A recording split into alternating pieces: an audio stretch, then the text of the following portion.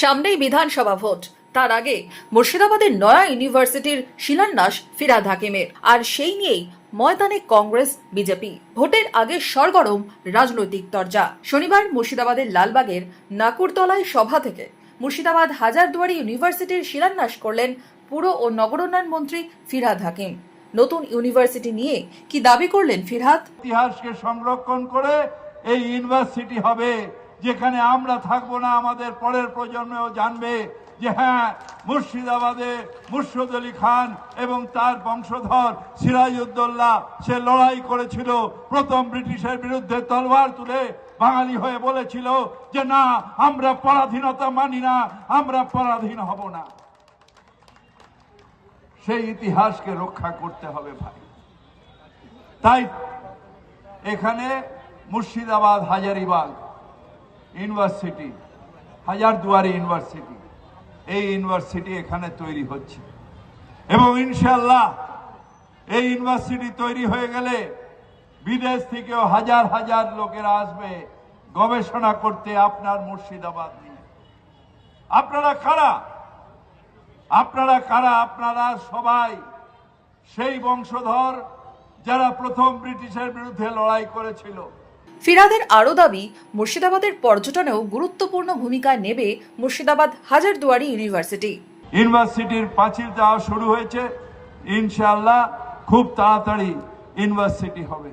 এটাকে tourist circuit হিসেবে already Paschimbanga সরকার declare করেছে।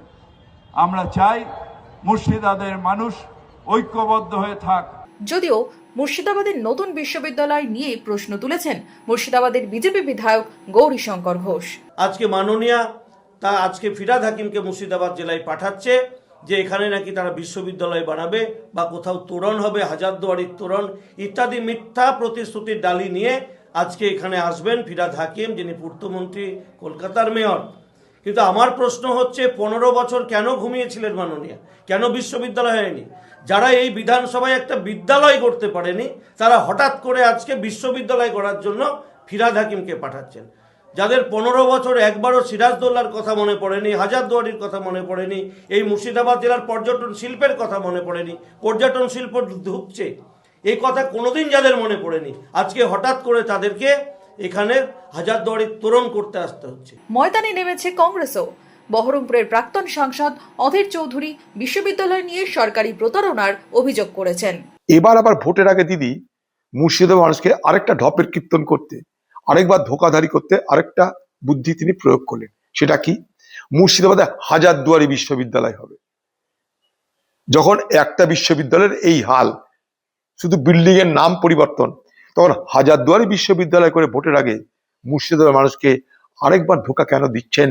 আপনি কি মনে করেন যে মুর্শিদাবাদের মানুষ খুব বোকা, খুব অজ্ঞ, খুব অশিক্ষিত, খুব অনভিজ্ঞ? তারা বারবার আপনার এই ধোকাধারীর ইঁদুর কলে ধরা পড়বে না।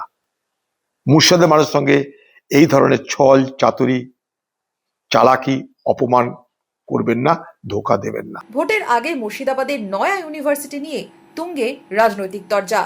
কিন্তু তরজায় কি এগোবে জেলা? কবে হবে বিশ্ববিদ্যালয়? নজর সব মহলের।